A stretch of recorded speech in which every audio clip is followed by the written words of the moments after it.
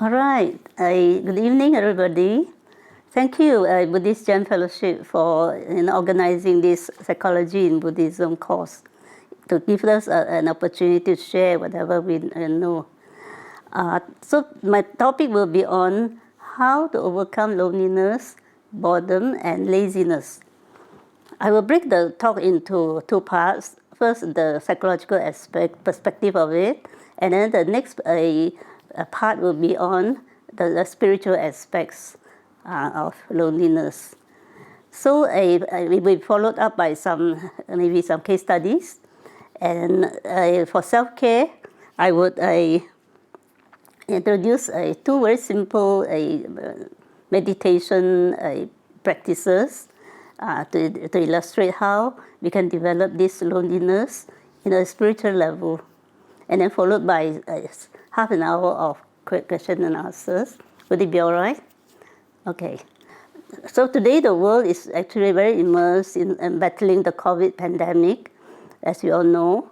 And not only that, some countries are being plagued by climatic catastrophes, by political instability, even ethical misconducts, family conflicts, physical and mental health issues. So to overcome these pitfalls, we need to really have a very grounded, well-grounded approach to life, according to Venerable Tenzin Palmo. So the lockdowns can cause a lot of physical, mental, and physical health challenges like depression, suicide, physical and sexual abuse, behavior changes, and loss of jobs and homes, which many countries encounter. So the most vulnerable people are the young people, children, elderly, disabled, the ill, confined to the home, and also homemakers like housewives, or people who have to stay at home to work from home, and migrant workers, those domestic helpers and other migrant workers on the field. And the emotional issues that they encounter will be generally like anger, depression, loneliness, boredom, or even laziness to do anything. So let us look at what is the definition of loneliness. I'm sure you all have encountered some of these issues. Maybe you can share with us what are the feelings you all have on this whole situation, especially the lockdown. And then maybe during question and answer, we can share these feelings.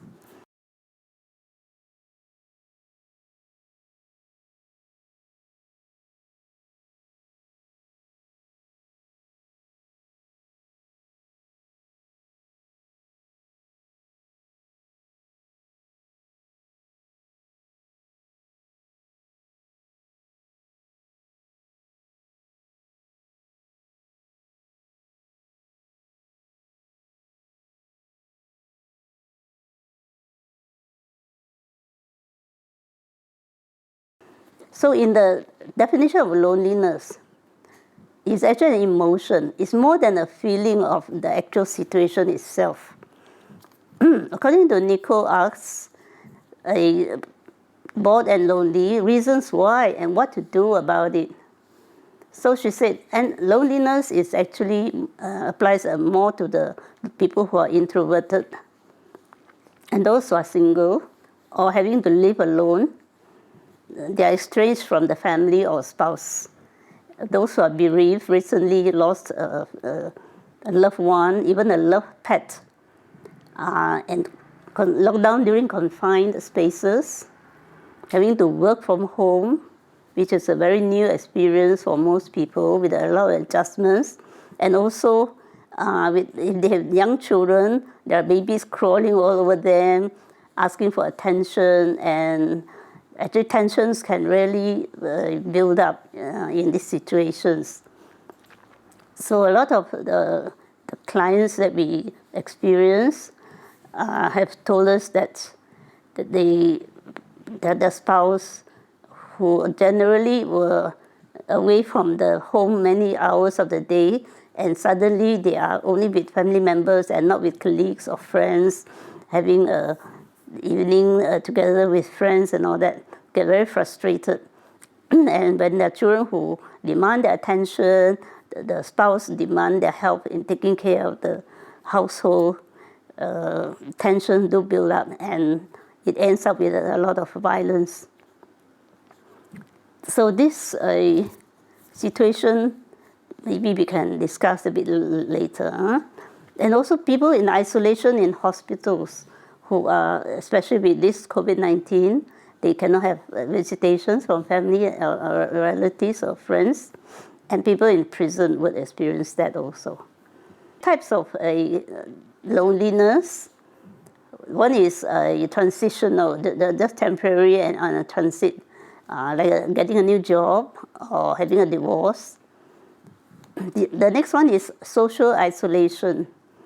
Loss of a loved one, for instance, or they are jobless, lost their jobs because of the problems.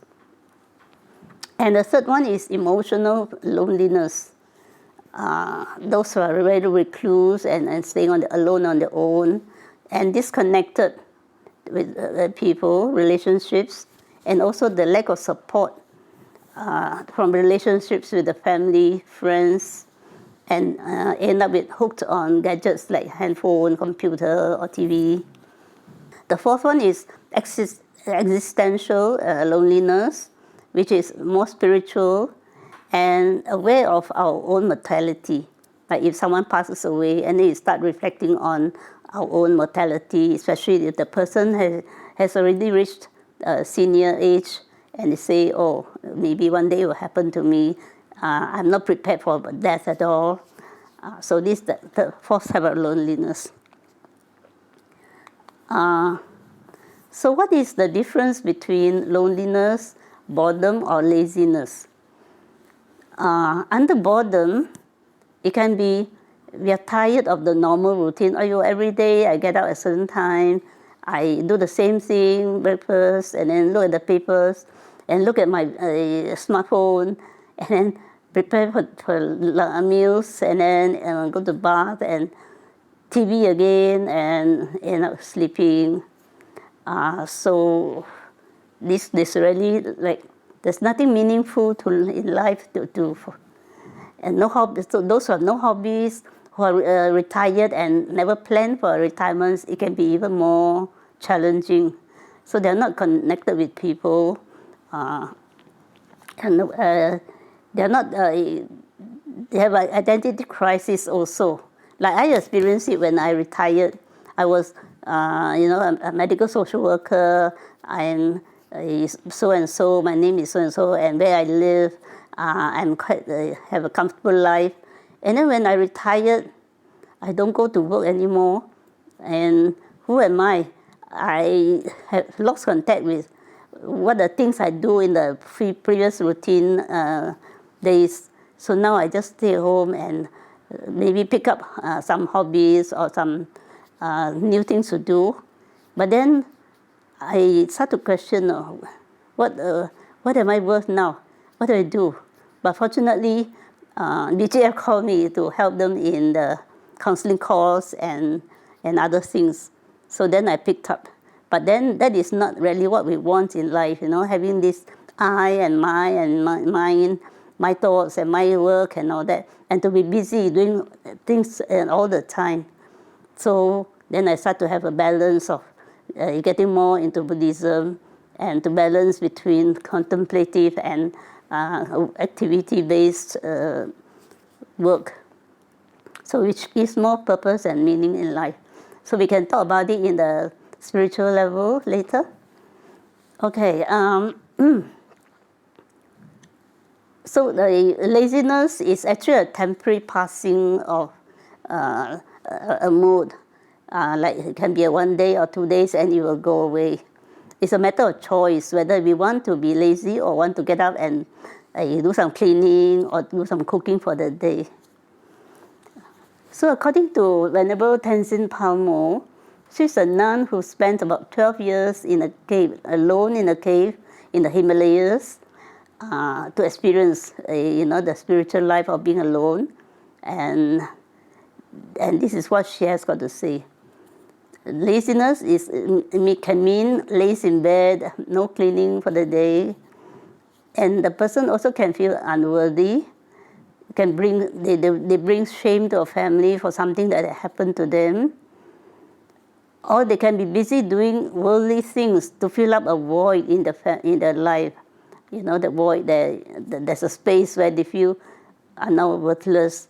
I'm not really who I was before, and it can be also in the form of an escape from being alone, being nothing to do, and the person can even feel virtuous, to say, oh, I'm doing this, I'm great, I'm worthy, and they also cannot tolerate silence, and they have no wish to meditate at all. And laziness should not be mistaken for being depressed, because they're just lazy because they just don't feel like doing anything. But that doesn't mean that they have a mental illness or issue and that they're depressed.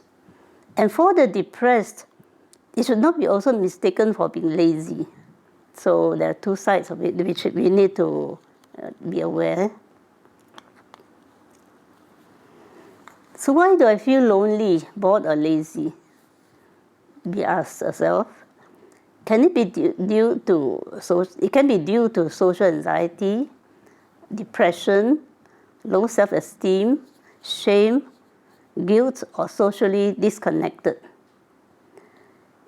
So there are cases where some people will, as I said, they may have some emotional issues in the past which they have not really overcome it, and can be repressed, and they would feel that they are really worthless, ashamed of what has happened to them, and brought shame to the family.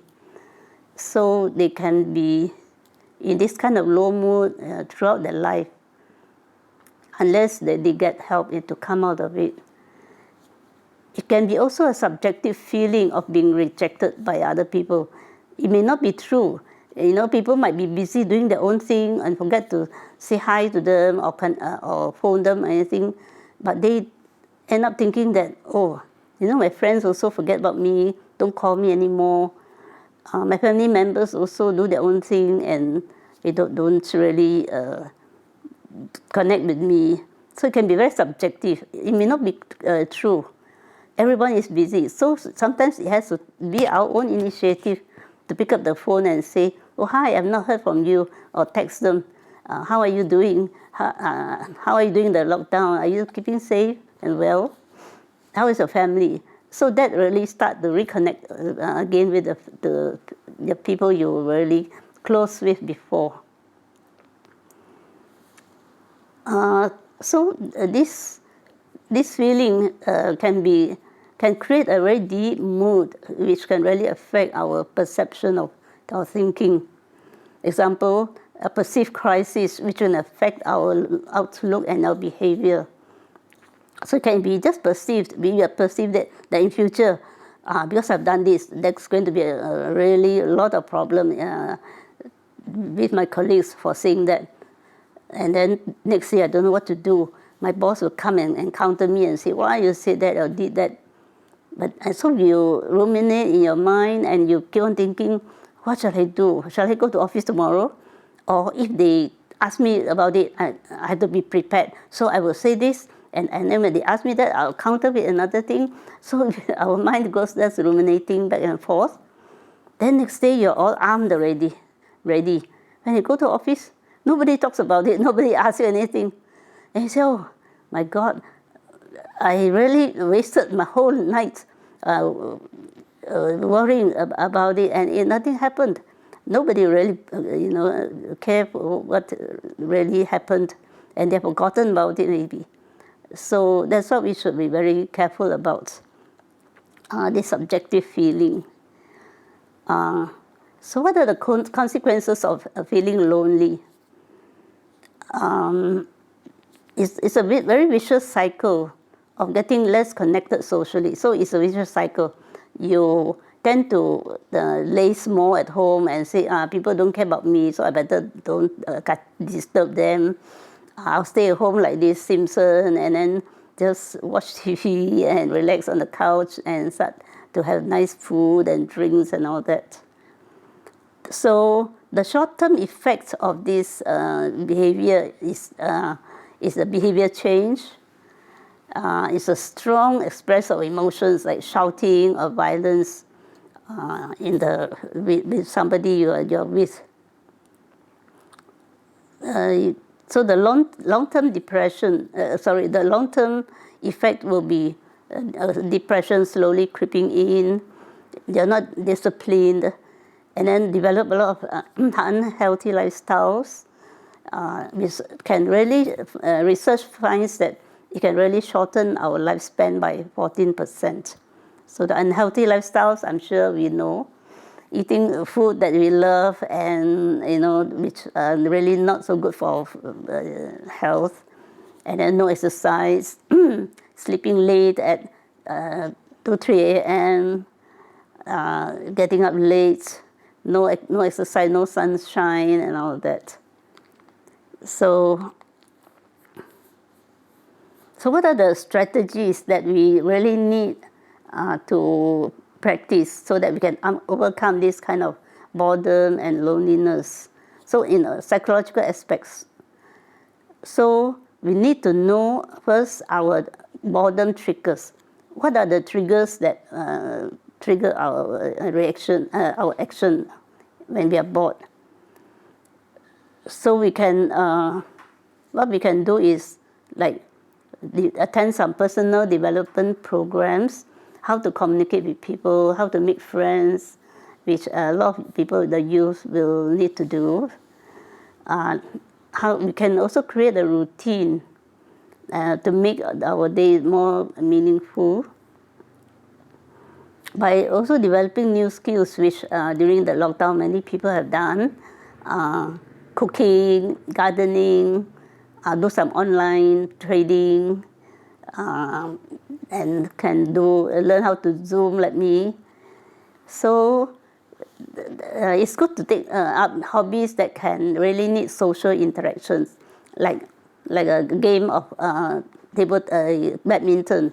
You cannot play badminton on your own, so you need to have someone to play with you. So this is what I mean by needing social interaction with someone. You can still play Scrabble or even chess on your own, but then it is there's no social interactions there. For kids, sometimes we don't think that we should give them things to do all the time, structured things. Okay, now you do this, tomorrow you do that, then it will keep you busy. But you can also allow them to have unstructured and creative time where they can play together and create new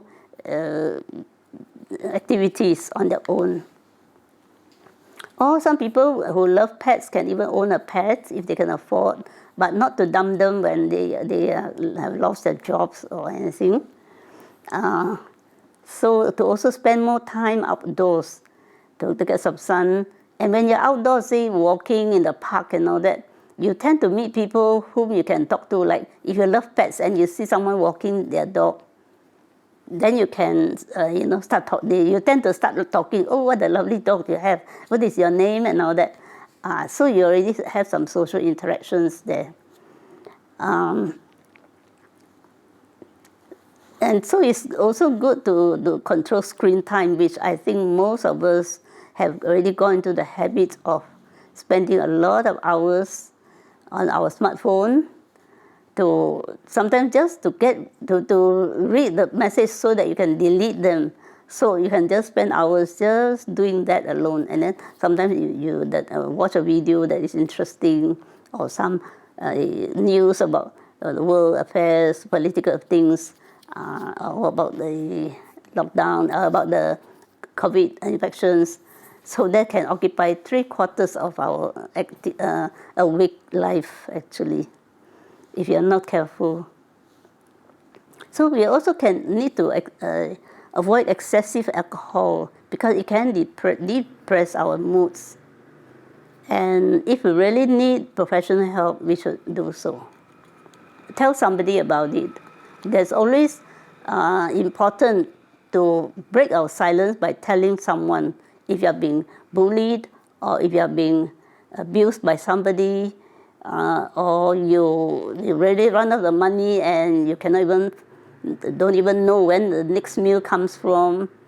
Put up the white flag as people have done, or just pick up a hotline, like BGF has a hotline which is extended, which can really help.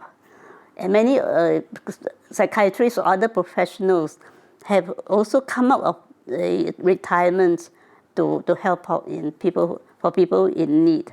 So everybody is taking care of each other. You cannot depend on others to take care of you, so you have to start by taking care of yourself, self-care, and also other people will respond to your cry for help. So don't be ashamed, don't feel guilty. Before I was driving a big car and I have a big house and I have everything, I have a job, but now I have lost my job, I have to sell my car, I have to sell my house. So these are things which a lot of people experience, so don't be ashamed of what you're encountering now. It is, as Buddhist teaching says, nothing is permanent in life. It will change. Things will go on, and life will go on after the pandemic. We come to emotional loneliness. There is a very classic experience in Japan called Hirikomori phenomena, where actually thousands of youths isolate themselves in a room for years. It's something new to me. I didn't realize this exists before I researched on this talk. They refuse to interact with the families or friends, just keep to the room and spend their time on the gadgets. They do not hold jobs. They are not responsible in all the daily chores and household chores. And so they can be violent if they are aggravated by family members who tell them, please come out from your room, it's not healthy for you, go for some exercise, go into the sun, eat healthy foods. So for some, they can be then a bit violent. And for the doctors who try to help them, there's no standard treatment at all. So every case, they work on a case-to-case basis. So someone came up with a bright idea. They didn't state which organization or who. Start this rent a sister project. It's a very unique and really great project to start with. So these young ladies or young girls can be married or not married, and they don't need any special training except that they have the qualities of kindness, compassion, and fun to be with, who love people. And so these youngsters, there were success stories coming out that they started, they must win, these sisters must win the confidence to work with them in isolation first, in the room, to really build a relationship. So when the trust is made, these youngsters agreed to go out for a meal outside with the sisters, go to the park, or walk, or jog, or whatever. Then later on, they agreed to meet up with other fellow recluses, and they even started to stay in the dorms, move out of their room, stay with these other youngsters. And the important thing is they want to be away from their family, from their parents. And in the end, and even one married his sister, so-called sister, companion. So I thought this is a very good project to really share. And in the world, this phenomena is picking up in other parts of the world too. Now we come to a spiritual perspective of loneliness. So according to the Buddhist perspective, is it really bad to be alone? So one can be alone but not be lonely, actually. Or you can be in the crowd and yet can feel very lonely. As the Buddhist teaching says, you are born alone, you live alone, you die alone. So in between, when you are born and die alone, there are a lot of times when we really can be living alone. Even in a crowd, even living with a family, you can still be lonely.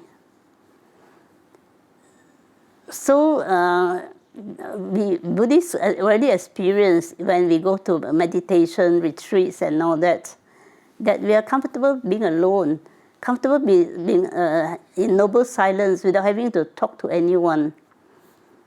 I remember my first retreat. I became a active Buddhist when I retired. That was a time when I had more time to go into spirituality. As you grow older, we tend to look a bit on spirituality because I have nothing else to really keep my time. And so my first retreat was actually with Ajahn Brahm in Subanjaya Buddhist Society. And I remembered I see all my friends so quiet. In the morning, they don't greet each other like we used to. No eye contact, which I find it very difficult. Because I always have eye contact when I am with people or when I talk to them. So this one, you don't talk to them, but no eye contact. So I will make some eye contacts with them, like blink my eyes at them, at the corner of my eye. I even, my lips can even make the word good morning without the noise. And it was a difficult day for me to go through on the first day. Then, end of the day, I thought, when the retreat ends at 5 o'clock and we can go to a room, rest time, and all that, there's a time to talk. I didn't realize that you have to, continue with the noble silence throughout your retreat. So, some of the other experienced meditators were teaching each other yoga practices and all that. It was a bit quiet teaching and all that. But later, when people get together and start doing something and sharing views, our voice can go louder and louder without even realizing it. So unfortunately, the next door, because the partition is all wooden, so next door could hear every word that we said and every laughter that we made. And so they knock on the panel to ask us to keep quiet. Observe noble silence. And next morning, actually Ajahn Brahm has never chided any group, for any wrongdoings.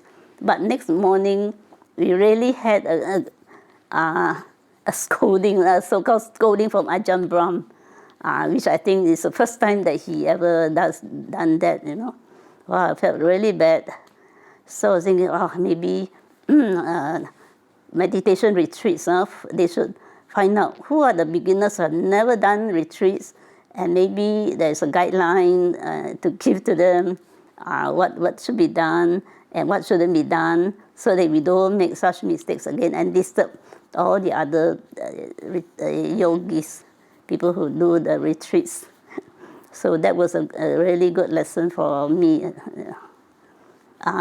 the retreats, we use mindfulness and insights to transform ourselves and also build inner resilience. So once we have the resilience, we are not really very anxious about being lonely anymore. We are very comfortable with ourselves, with what we do. For days, sometimes, we can do. Ajahn Brahm shared that he was in 6 months retreat in his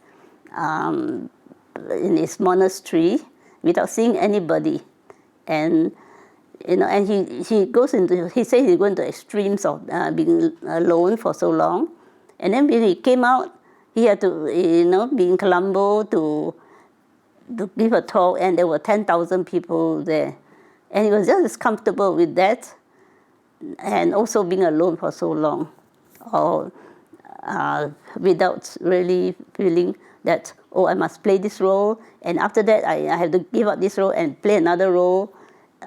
So it can be really played together. Most of our roles can be played together without having to worry about being having a too noisy mind, and also to have a lonely mind. We can really build an inner resilience so that we can be anywhere in this world without having to feel lonely. Personally, I have traveled alone in many parts of the world for conferences and presentations, and I never felt alone, because everywhere I go, because I make friends very easily. And for me, a stranger is a friend whom you have not met yet. So once you meet them, they are no more stranger. They are a friend already. So I made friends with sex workers who were in the conference. I was doing HIV/AIDS program. I'm taking care of HIV/AIDS patients in the hospital. So on these conferences, we meet many types of people. People who are sex workers, who intravenous drug users, professionals, and caregivers, and all, and people living with HIV/AIDS. So we are all like a big family, great friends. So you are never alone in anywhere, any country actually, or even if you don't speak the same language. In many countries where, like in Korea, I really wanted to visit a monastery, but then I couldn't, give instruction where to go. Although I wrote down in English, not many people understand English. So wherever I go and ask them, they quickly avoided me, or they pretend not to understand what I said, or they really don't understand English. So I really had a tough time. But I finally got to the monastery after about 2 hours walking. I was walking and then go into the bus, and then someone will say, go to this train and stop here. But it was very challenging, but very good experience. So never be afraid of being lonely in the world. There are people who can help you actually. So according to a Venerable Tenzin Palmo, she said, really silence worries people. Yeah, it really worried me when I was new to Buddhism and new to meditation. We are afraid of not only our outer silence, but also our inner silence in us. So we often need to have background noises, like the TV should be on all the time, the radio should be on, so that we don't feel the outer silence. If there's no one to talk to or no gadgets, some people even say, oh, I better talk to myself. So they start to chatter in their mind, dialogues on a certain opinion. So 10 years ago, somebody said this, and you say, I really don't like their opinion. I think they should change their opinion. They shouldn't feel like that. And we also start to think of past hurts. Oh, in the past, someone abused me as a child, or a friend has sexually abused me or molested me. I can never forget about what happened. So then our mind can start to relive all the things that happened to us. And then some will even start to cry or start to get very angry and displace their anger on someone else. So these are the cases that we encounter, and we try to help them clear the cobwebs inside them. I use a lot of art therapy and also forgiveness meditation, which I learned from Venerable Abasa, which at the end of the slides I will share with you what she taught. Some people will use play therapy to really help them release some of these tensions and memories in the inner self. So they even end up fighting their brain in the mind. Sorry, like what I mentioned about fighting with a colleague or with the boss in your mind before it happens, so that I'm prepared what word to say. what strategy I should use on them. So the noisy world, our noisy world, is really reflected on the noise inside us. So like there's one meditation retreat where the monks say, oh, the noise, this Ajahn Brahm's sharing of the noise outside the monastery that is really disturbing them, and they couldn't meditate well, and they went to complain to Ajahn Chah, how can we stop that noise, the band playing, outside. So Ajahn Chah told them, actually, are you really, is the noise really disturbing you, or are you disturbing the noise? Which is a very, very profound statement to really reflect on. So we continually need to be occupied. As Venerable Tenzin said, we identify who we are, what we do to give us the meaning of purpose, and that will really keep us very, very busy time. So she recommended that we have a balance to be active and contemplative at the same time. We need time to be ourselves, to breathe in and out. Like before this first Zoom presentation, I was feeling very anxious, and my pulse rate was 101. So I had to breathe in, breathe out. My colleagues also, my brothers, Dhamma sister and brother also told me, you just breathe in, breathe out. And it really helped. So you need to be genuinely centered in our mind. According to Chris Roundtree, awareness is the key. We need to be really aware of our feelings, our perceptions, our consciousness. We need to train our minds to be positive and have wholesome thinking. So to be grateful for what we are having, to have food on the table every day, to have a roof over our heads, to have sunshine and not so much of catastrophes, to be kind to people, to forgive, and also to smile. Ajahn Brahm also say a smile should always be the most important thing that we do every day. He says, when I get up in the morning, I'll smile to myself and wish myself good morning. And then at night, before he goes to bed, he'll smile and tell himself good night. So the positive thinking, the very well-known phenomena is this cup which is half full instead of half empty cup. So we do not get stuck in this lost frame, the frame of failure. So we need to change our mindset into the gain frame. You gain something from it instead of the lost frame. So according to Epictetus, people are not disturbed by circumstances actually, but how they view them.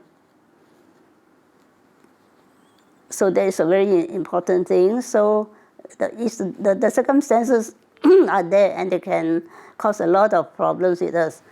But we should not be disturbed by our circumstances. But we should be aware of how we view these circumstances and work around this area.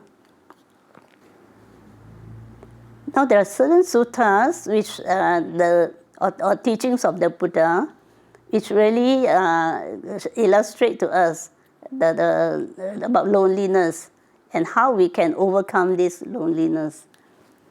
So in the Kaggavisana Sutta, in the Sutta Nipata, he says, if you can find a mature traveler to practice, then go with him or with her. Be gratified, be grateful, and be mindful. But if you cannot find a person, it is advisable to live alone, like a rhinoceros, and with a single horn, not with a double horn. And we can endure the cold and the sun just alone, with the snakes around you, with hunger and thirst, with misfortune and an accident happened and nobody there to help you, or with disease, illnesses, without exception, wander alone. You can. It's like a great elephant renouncing his herd. Be a single road elephant. When we were in Sri Lanka during the tsunami relief, our whole busload of people at night we were driving home, back to the hotel, sorry, and there was a big road elephant, single.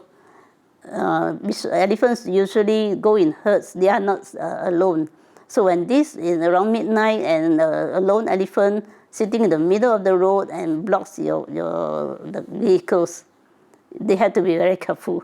So they really parked very far away and waited for the elephant to go away, but the elephant didn't go. We didn't realize what is happening. We heard a loud noise in the car and everybody was so excited. So when we woke up from our sleep, we saw the big elephant in front of us.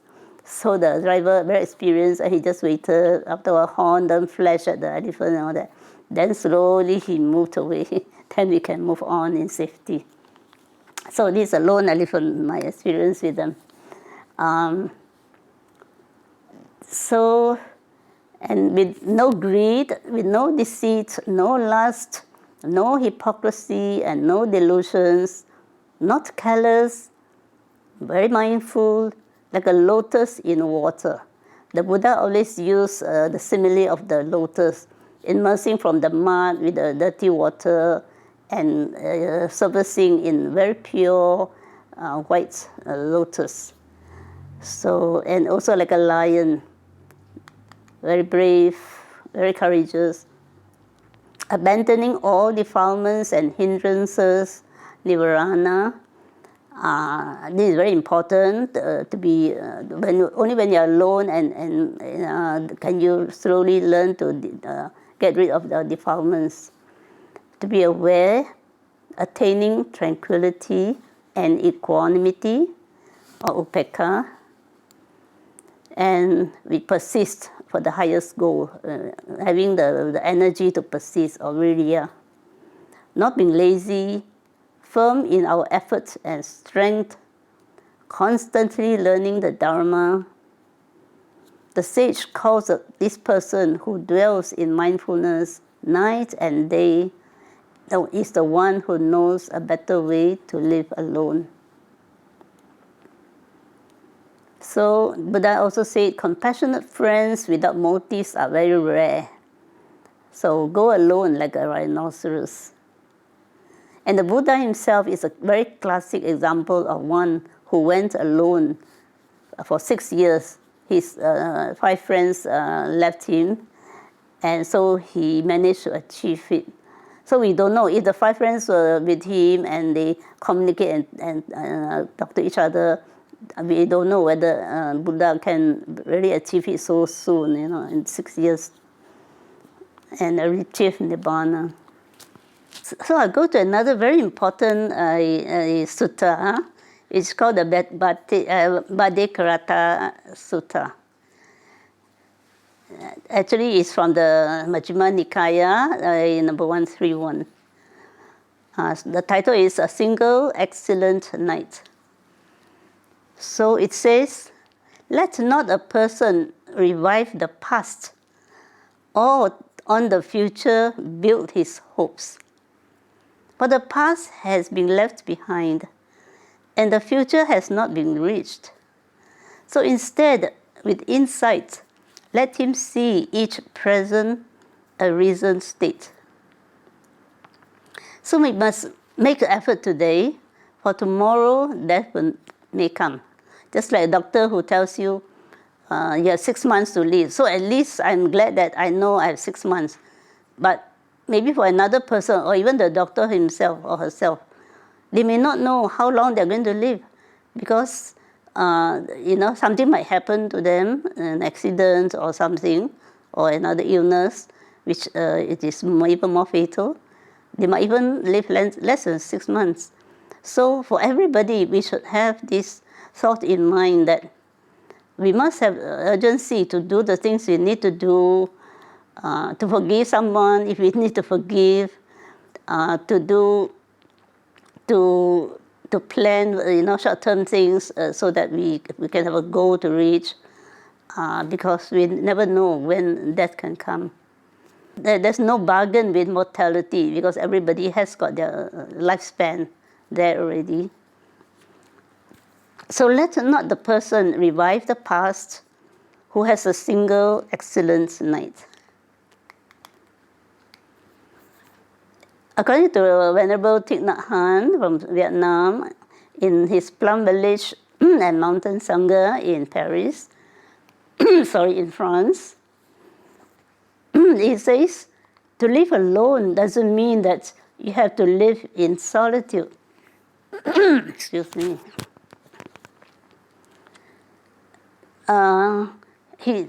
They pointed out to a monk at that time, Buddha's time, called Bhikkhu Thera. Excuse me.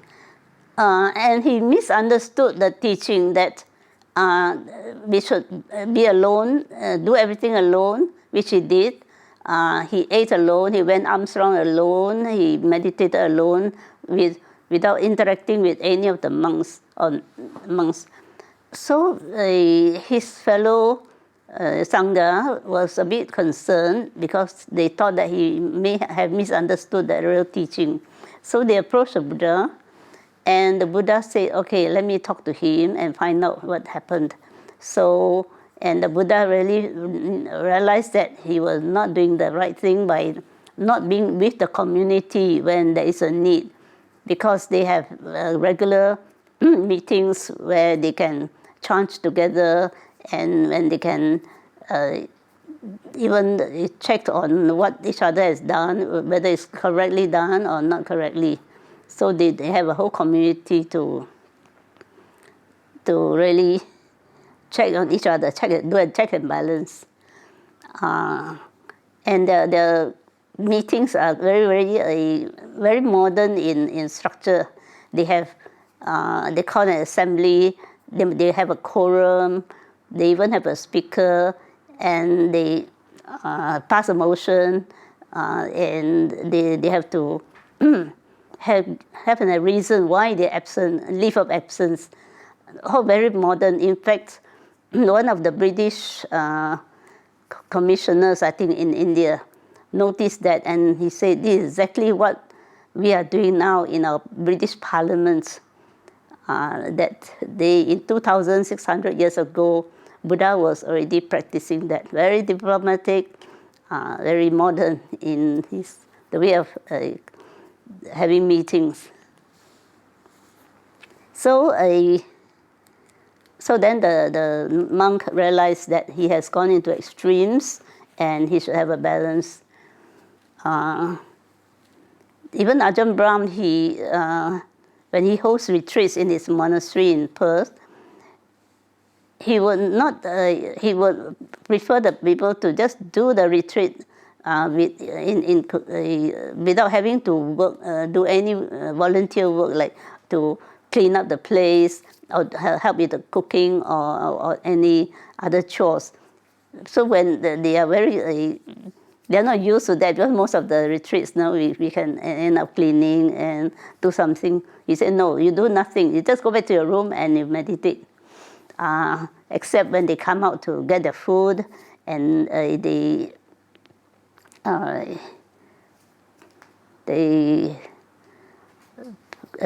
collect the food and go back to eat it on their own. So there is still a community activity there, without talking or without any interactions. So there's a balance there. So then it means that you're in a controlled, stable, and solid atmosphere, in harmony with others, and also have the freedom to meditate. So it teaches us to be in the present moment. So the sutta also teaches us the importance of being in the present moment. It says there are 3 ghosts actually. So one ghost is the past ghost, and another ghost is the future ghost, and there's a present ghost that we live in with.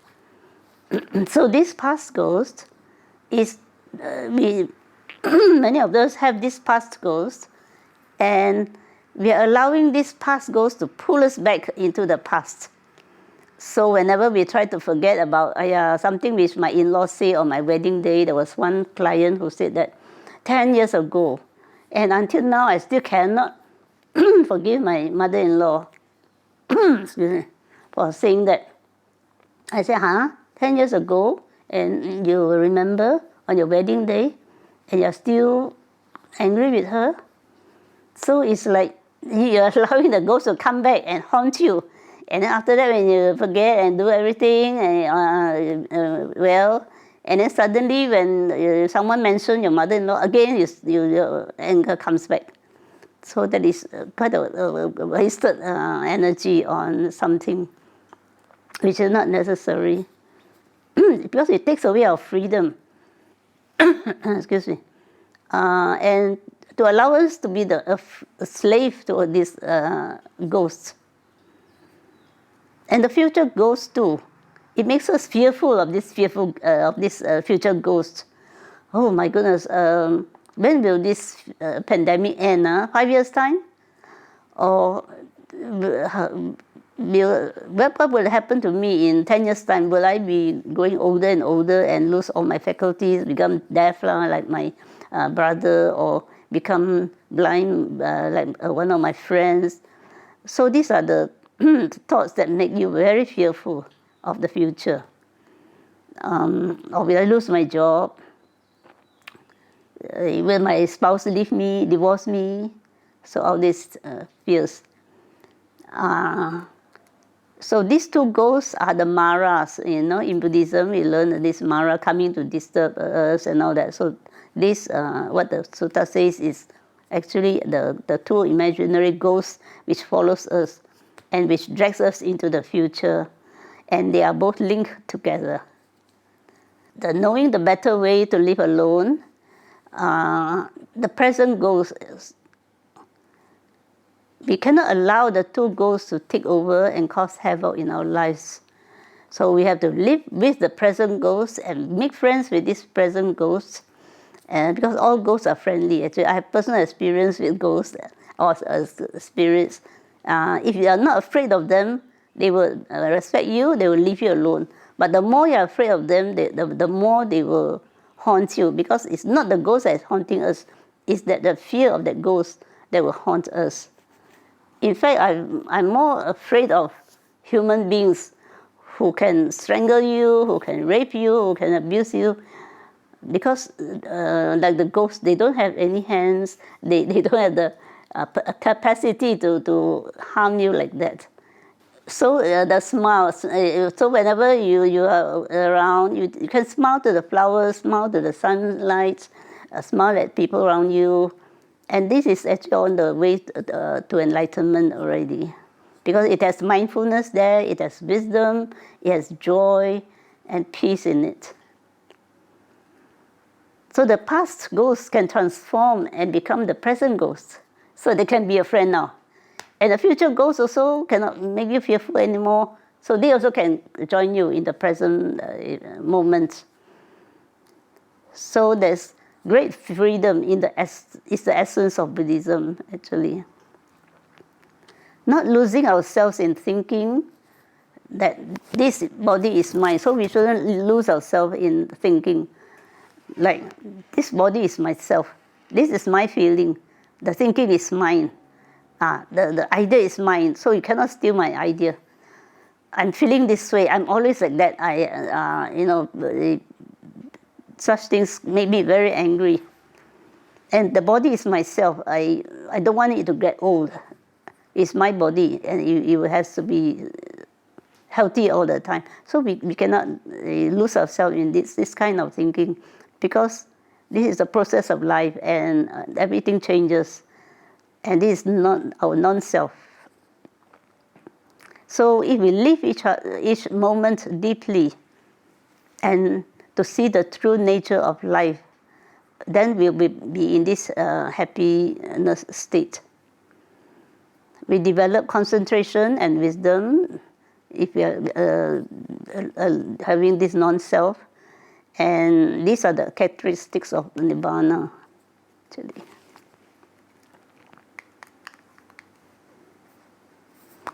Another one is a Patakama Sutta.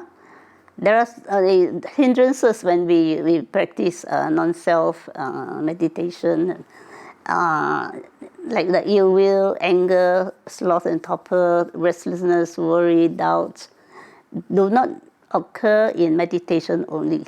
It occurs in our daily life activities. So we should be aware of that, so that once anger arises, for me, I used to be a very calm person, but if there's anything that angers me, at first I will just flare it up. But now with learning meditation and Buddhist teachings, I'll be aware of the anger slowly rising up in me. And once I'm aware, it gets very shy, you know. You will just go and hide and go back down inside me. And then I'll be like very calm again. So if you are aware that it's coming, it will get very, very shameful by itself, and it will go down very easily.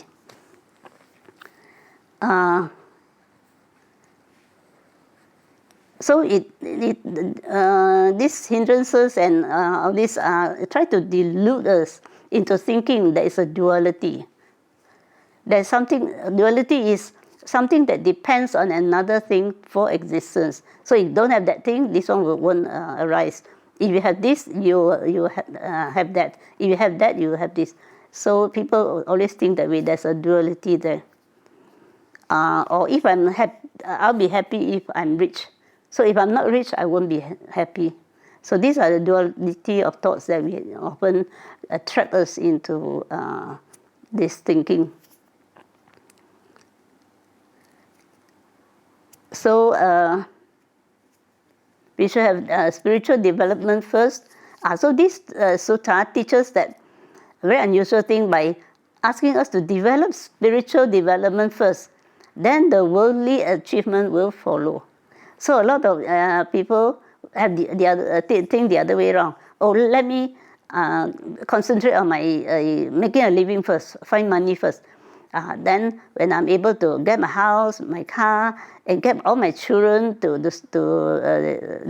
be educated and all that, then I'm free to go into spiritual development, like what I previously taught also. Then I will be very happy. But now the new thinking is, with spiritual development, this will really give you the wisdom to do things different from other people, other ways of thinking, which is better. So you can work very well with colleagues, with your customers, and with your family members better, and make you even more successful than when you leave spiritual development to the last. Just like the Maslow's hierarchy of thinking. So in the law of impermanence that we learn, all good and bad will not last. It is there, but it will not last.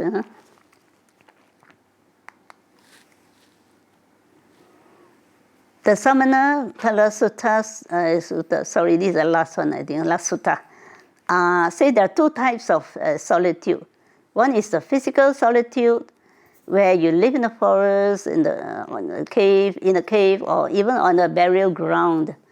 And the other is a mental solitude, where you abandon covetousness, anger, you abandon unwholesome thoughts, to be contented, to be aware, to be skillful in what we do, and to be free. So we need to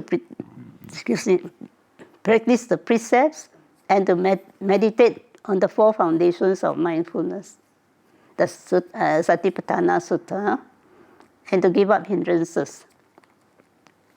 So the mind is purified and unified, and we are immersed in the rapture of bliss. There's clarity and confidence, and without pleasure or pain. So you know the body is subject to impermanence. And the sutta even mentioned that we can develop psychic powers, but this is not important in Buddha's teaching, because he doesn't really encourage people to gain followers by using psychic powers to influence people. In fact, in one of the rules, 10 rules, is that they can be expelled from the Sangha if they use this knowledge of psychic powers to influence others and to cause others to be deluded. So the end of defilements, it will lead to the end of defilements, and we truly understand what is the cessation of suffering, the end of suffering.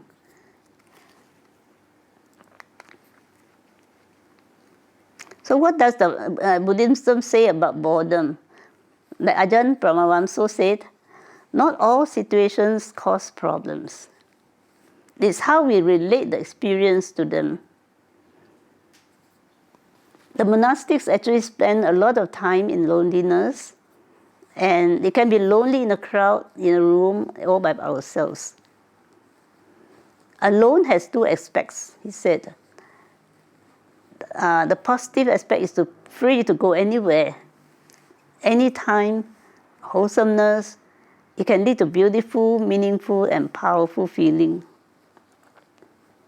The negative aspect is that there's no one to share with us. So when the negative aspect is that we are alone and we don't have anyone to share our joys or sufferings, to give us support when we are facing challenges, or to have attachments and unrealistic expectations. So these are the negative parts. And loneliness is actually an identity crisis. Because normally people think that, as I mentioned before, that I'm so and so, I have a name, I have a title, I'm a sir or a madam or a Tan Sri. I have a lot of followers, I have status. So people usually hang on this identity, the status. So once this, since everything is not permanent, can be taken away from you, you might lose it, people will have an identity crisis, and they will think, who am I? Where am I leading? What am I? And all that. So I'm nobody, I'm not important, I'm meaningless. So who we are and what we are supports our ego. So our ego is very, very big. In conventional sense, we have an identity, we play roles, but in transcendental sense, we are made up of body parts, hands and legs and hair and all that. But if we take away our senses or feelings, perceptions, mental factors or consciousness, but if we take away one by one, just like a bicycle, the bicycle as a whole, we call it, give it a name, bicycle. But if we take away the lamp or the handle, or we take away the seats or the wheels and put it on the ground, display on the ground, what do we call this heap of metals? Do we still call it a bicycle? So these are the transcendental level that we consider. But in the conventional level, we still have to live as I'm Barbara Yin and I'm single or whatever. So we should not be confused with these two different roles. And so all these conditions that make us non-self. So there is the importance of having a non-self, that we want to grab, to manipulate things, to be in charge. Even, Ajahn Brahm was saying, even if the body is sick, we do not have to identify with the sickness, because the mind doesn't have to be sick. So the contentment is an antidote to boredom, in fact, to be grateful. he was saying, stop fighting whatever comes in our mind, let it be. Let go of me and I and mine. It helps us to let go, to appreciate what we are. And the more we let go, the more peaceful we are. So letting go doesn't mean letting go of my computer, of my laptop, and my house, or my children, or whatever properties that you have. Is to let go of our mental states of delusion, greed, hatred, the feelings of I am myself, and all the attachments that we have, emotional attachments. Because we cannot stay there forever in that state. So we can stop and face ourselves and our minds once in a while, and we can be our best friends, and we can also be our worst enemies. So we don't have to run away from the real ghost, the ghost of or loneliness, or they will control us. So we are afraid, we are disturbing the loneliness actually, it is afraid of us.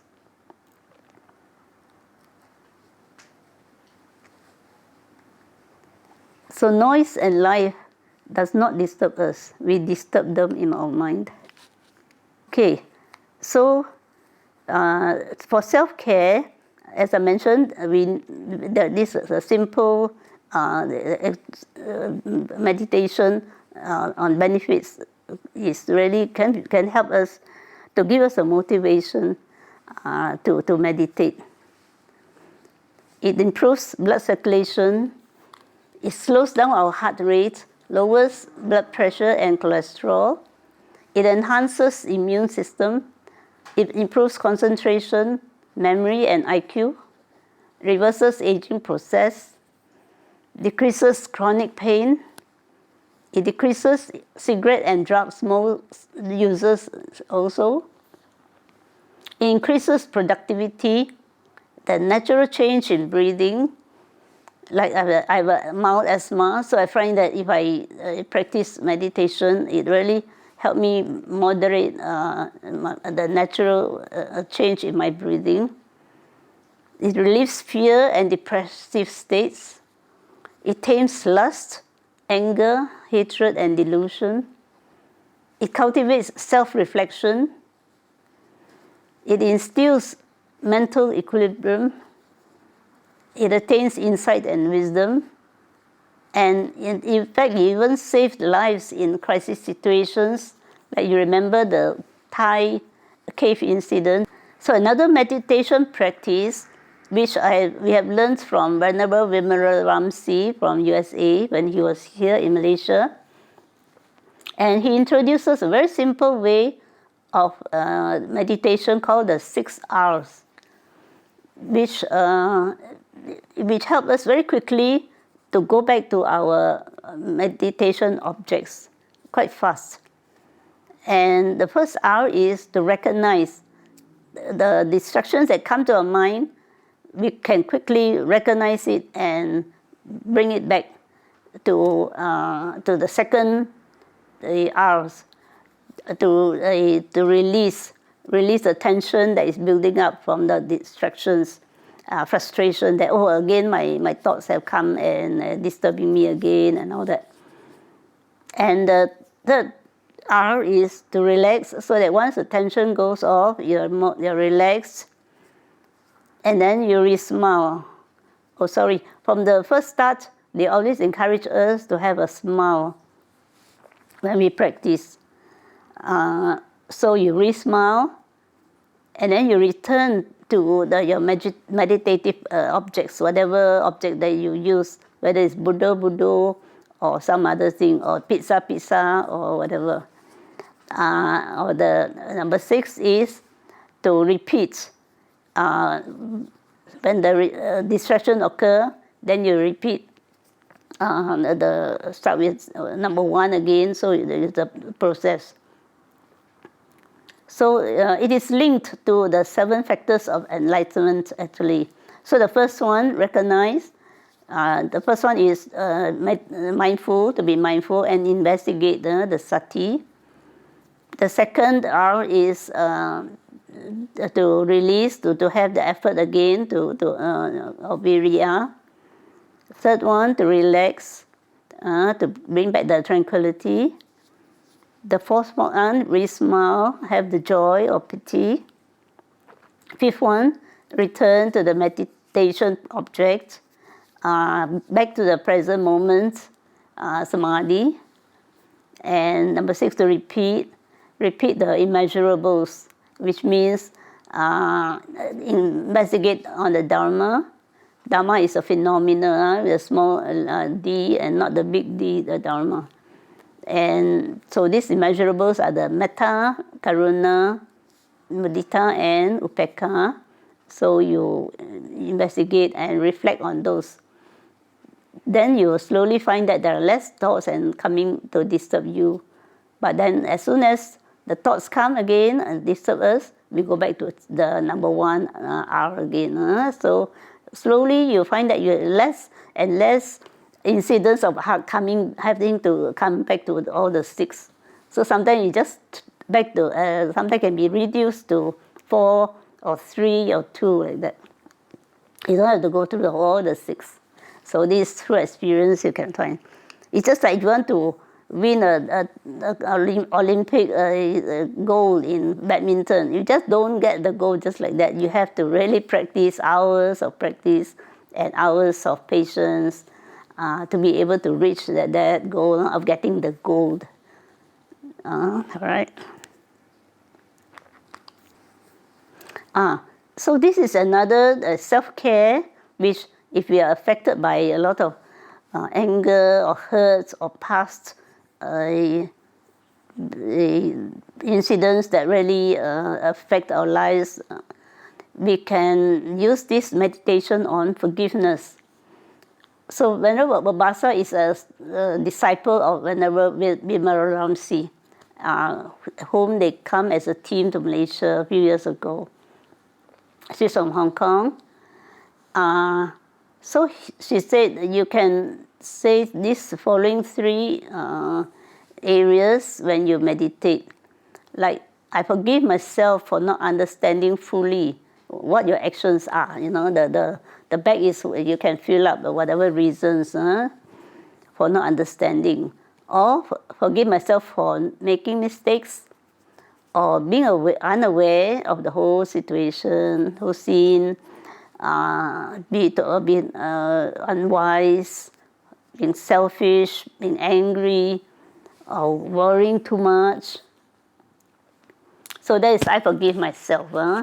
Then number 2 is, I forgive you. I forgive you for harming me, for for whatever you have done 10 years ago or 20 years ago or now. And number 3 is, can you please forgive me for hurting you? So I don't want to harm myself or anyone again. So I have a case where the teenager was disturbed by something which she did when she was in the kindergarten age.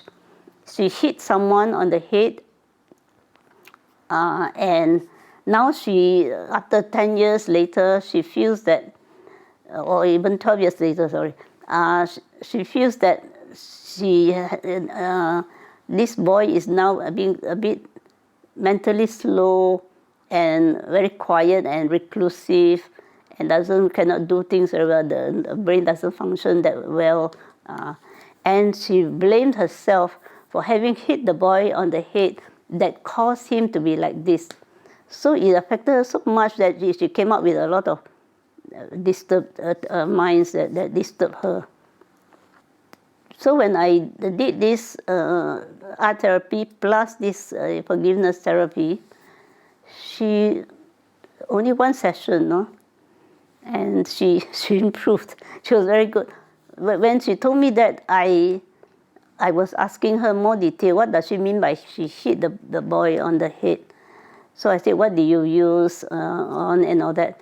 And she said, oh, I use my hand. I said, how was the hand like? Is it fisted like that? Or is it open hand? Or what? How do you hit? She said, open hand, and I hit him on the head. So now, can you try and hit on somebody's hand? Or how much pain or how much damage can you do to that the bit with the hand? And she rationalized and said, yeah, I don't think it will cause even much pain if I hit. And if I punch with a fist, it might be stronger and more painful. So then she realized that it was not actually her fault that this boy is like that. And she forgave herself, forget about the whole incident. And she's now doing well in the university student. So that is a really good way to asking for forgiveness for ourselves and from others. In conclusion, so we need to overcome loneliness. How do we overcome loneliness? And there is a big difference between spiritual and psychological loneliness. In Buddhist approach, it can be very profound, and you really need to have a guidance from a teacher and all that to really understand what it's about. So both have the elements of the kindness or compassion, karuna, and also, but then the Buddhist practice really goes beyond the mundane daily activities of overcoming them. It has to depend on the training of our mind to really get into this very profound teaching to understand it, to overcome it. So it's the happiness and content instead of seeking external pleasures which do not last. So external pleasures do not last. We can go to a movie or a dance, but it doesn't last. At the end of the night, we have to close shop and we have to stop the dancing and singing. And then after that, you go home, what happens? You're back to loneliness. So in spiritual development, we do not have to depend on these physical phenomena to give us the happiness and to maintain the happiness. It's always there in you already. So it's not true that, and also it is not true that practicing in the forest, the Sangha are detached from society. The spiritual community is not detached. It's not true. Because they do share those skills and the wisdom, the panya, with the world, with the villagers who offer them dana. They do share their wisdom and their training. And now with Zoom, it even goes in the whole world. We'll learn what they do, what they teach. So if we incorporate mindfulness or sati in our busy daily living, there is every reason for us to remain in a balanced state of tranquility and equanimity at all times. It will not go away from us. You can just call them back and they are there in front of you. So every step, every thought, and every breath we take is a test of our Dhamma practice. Thank you.